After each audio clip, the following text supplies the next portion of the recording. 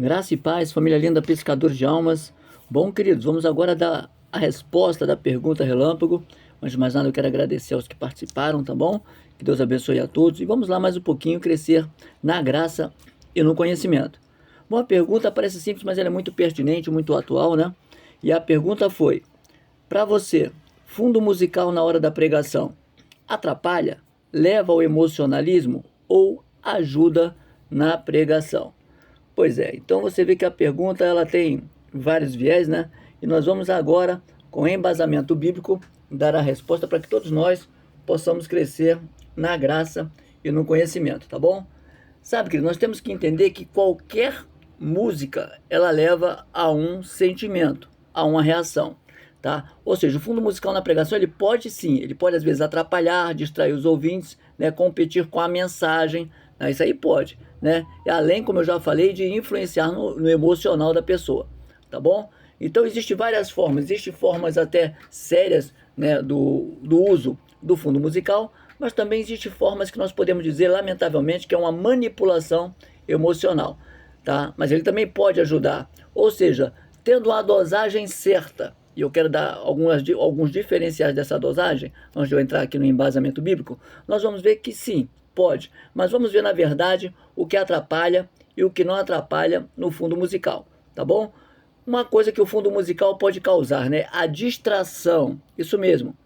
Tem pessoas que não estão muito ligadas na pregação. Inclusive, quando a pessoa vai fazer, né, até ali o teste do som, ele tem que entender que quando o pregador fala, caso ele queira, né, colocar o fundo musical, esse fundo musical tem que ser muito baixo, abaixo, e a voz do pregador sobressair. Entendeu? Eu já passo algumas vezes por uma igreja aqui perto de casa, né, ali aquela pentecostal forte, né, de pandeiro e tudo. Eu não escuto a voz do cantor. É o camarada com violão super alto, outro no pandeiro, e você não escuta nem a voz do cantor. Então é só para você ter uma ideia. Então a primeira coisa que pode acontecer é a distração, tá? Especialmente com letras, né? Que exige que o cérebro processe informações adicionais. Então muito cuidado. O fundo musical, geralmente o nome já está dizendo, é fundo musical. Não pode ter uma voz cantando e outra pregando. Então essa é uma das formas que sim, né, ao meu ponto de vista, vai atrapalhar numa pregação com fundo musical. Outra coisa, como eu já falei aqui, manipulação emocional, tá? Que pode ser usado para forçar emoções, né? Já entrou em alguma loja e você escuta uma música que você gosta, sem querer, seu corpo já está ali interagindo com aquela música, não é verdade? Então não é diferente no fundo musical. E outra coisa, você já entendeu que alguns fundos musicais, conforme o pregador começa a alterar a voz, já combinado com o camarada que está no teclado, né, com o irmão do teclado, ele também começa a aumentar forte ali o teclado. Quando ele abaixa a voz, coloca a voz suave, o camarada também abaixa ali o som. Isso tudo é uma manipulação conjunta, tá, entre pregador, tá, e o rapaz que toca lá o teclado. Eu não sou muito a favor disso, aliás, não sou a favor disso, tá bom? No meu ponto de vista, tá bom? Então vamos lá. Outra coisa que pode acontecer no fundo musical é interferir a mensagem. Porque a mensagem, quando é dada, ela é o foco principal, tá bom? Então, se a música tiver sua própria mensagem, pode também competir com a do pregador, né? Tem louvores que falam uma coisa, mas o pregador está pregando outra coisa. Então, tem que ter ali, vamos dizer assim, entre aspas, né? Uma metáfora aqui, é um casamento perfeito. Um fundo musical, sem colocar louvor específico, apenas um fundo musical tranquilo e suave, aí sim vai dar para levar, tá bom? Então eu dei para você algumas coisas que ele pode atrapalhar, tá? A manipulação do emocional, tá? Como é o homem que está cantando, né? Em acordo com o pastor tocando, melhor dizendo, né? Ele aumenta o som conforme o homem aumenta a voz. Isso tudo é para manipular a emoção das pessoas. E também ele pode causar distração, né? Distração. Então tudo isso nós temos que ter cuidado. Agora, como de certa forma ele pode ajudar, né? Uma conexão e a atmosfera, né? Pode ajudar o quê? A criar um ambiente o quê? De adoração tranquilo. Tranquilo, como eu já falei, ele muito baixo, aquele toque bem suave no piano, onde vai sobressair a voz do pregador, e aí tá tudo bem, todo mundo vai ficar ligado na mensagem, tá? Então ele pode também ser usado para ênfase e transição, pode ser usado para enfatizar pontos importantes ou suavizar, mas aí também tem um perigo, né? Como eu já falei, né? O camarada aumenta a voz, ele aumenta o som, diminui. Então eu particularmente não sou muito a favor, tá? E pode ser um reforço da mensagem. Eu gosto muito desse tópico, um reforço da mensagem no final, tá?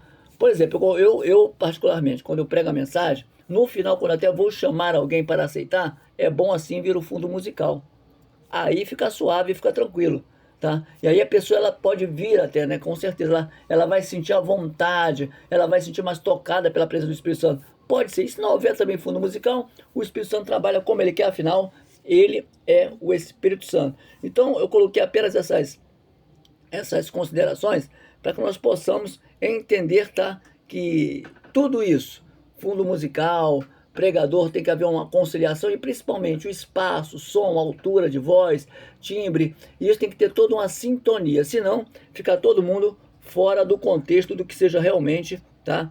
A pregação. E a pregação vai passar sem sentido, tá bom? Então muito cuidado. Não leve sua igreja a um emocionalismo, leve a ela realmente a se conscientizar, tá? Se conscientizar de que com fundo musical ou sem fundo musical tem que haver o que diz em Tiago, capítulo 4, versículo 40. Olha o que diz aí. Tudo, porém, deve ser feito com ordem e decência.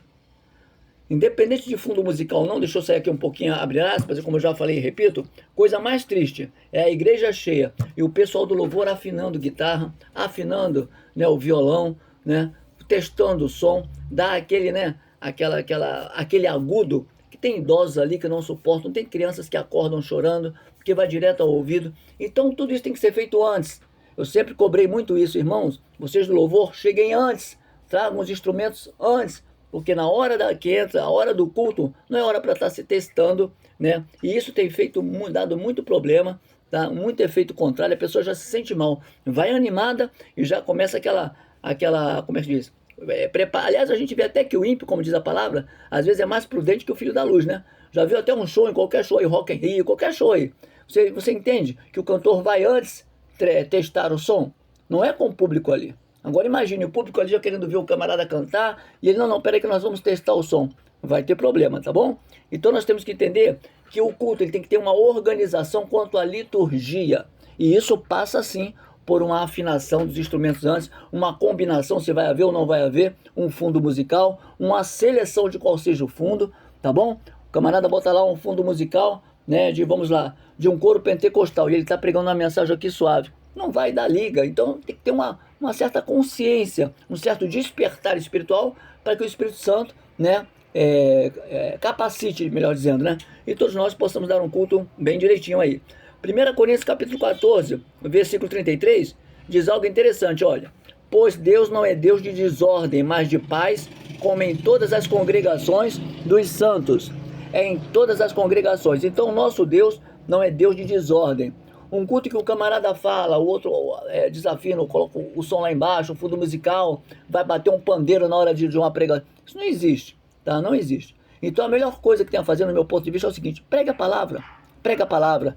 O apóstolo Paulo diz que nós temos que ter um culto racional, onde todo mundo possa entender. Então às vezes tem muito blá blá blá, tem muita coisa e não tem um tom perfeito, né? Uma tênue aí. Ah não, esse som está perfeito, esse não está. E isso sempre vai causar um desconforto em quem está visitando, principalmente se for aí um dia de domingo, tá bom? Vamos andar mais um pouquinho? 1 Crônica, capítulo 6, versículo 32, olha o que diz aí, ó. Eles ministravam o louvor diante do tabernáculo da tenda do encontro, até quando Salomão construiu o templo do Senhor em Jerusalém. Exerciam as suas funções de acordo com o que lhes fora ordenado. Então existe acordo, tem que haver uma comunhão, tá bom? E uma coisa que eu já percebi uma vez, uma igreja que não tinha um fundo musical, mas um irmão lá cismou de repente pegar o violão lá e ficar fazendo um acorde nas cordas lá, tá? E eu percebi que o pregador ele não gostou muito. Então espere, é o que eu penso, né? Chegou alguém, não é inclusive da sua igreja, pergunte antes se eu gosto de fundo musical, que é um toque suave no violão, fica muito bonito até, tá bem suave no violão, ou não. Ele fala, não precisa não, eu sou mais da pregação já direta, eu não gosto de, tá, existe isso também. Então a melhor coisa é se conversar antes, para que nós possamos ter um culto aí abençoado nas nossas igrejas, tá bom? 1 Coríntios capítulo 10, versículo 31 diz, assim quer vocês comam, quer bebais, quer façam qualquer outra coisa, façam tudo para a glória de Deus. Amém? Não se torne motivo de tropeço, nem para judeus, nem para gregos e nem para a igreja de Deus. Olha, deixa eu falar bem claro, tá?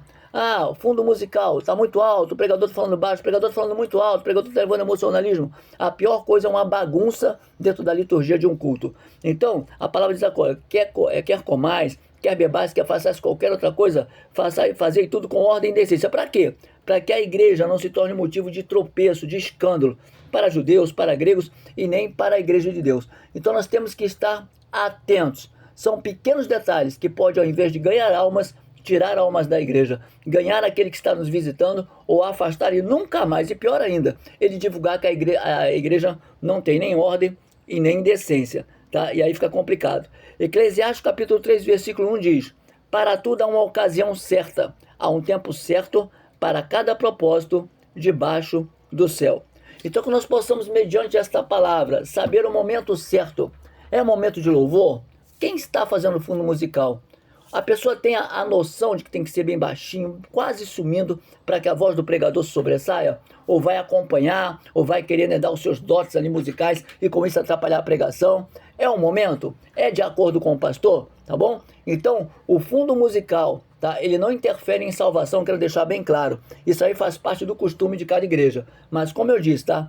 Muito excesso de fundo musical ou pouco pode fazer aí uma bagunça, pode não, vai fazer, e aí corre o risco das pessoas não querer mais voltar. Então que nós possamos ter cuidado, afinem seu instrumento antes, combine com o pregador ou fale com o seu pastor para saber o melhor momento. Se colocar um fundo bem suave, às vezes eu coloco aqui, né, eu faço um expresso da palavra de Deus, né, eu não faço isso no estudo, mas no expresso da palavra de Deus, nos versículos que alimentam, eu gosto de colocar um fundo musical ali direitinho, tá bom? Às vezes é uma bagunça na rua, um barulho, né, como agora há pouco, acho que saiu até um som do cachorrinho latindo aqui, tá bom? Então interfere um pouco, aí eu coloco fundo musical, mas se eu colocar ele ali sobressair, minha voz some. Eu creio que deu para entender, tá bom? Espero que nós tenhamos crescido mais um pouquinho na graça e no conhecimento. E qualquer dúvida que vocês tenham, fique à vontade para falar comigo em off ou no grupo mesmo. E se discordar também do que eu falei, não tem problema. Eu apenas peço, como sempre, que vocês discordem com embasamento bíblico, tá bom? Que Deus abençoe a todos, graça e paz, família linda, pescadores de almas.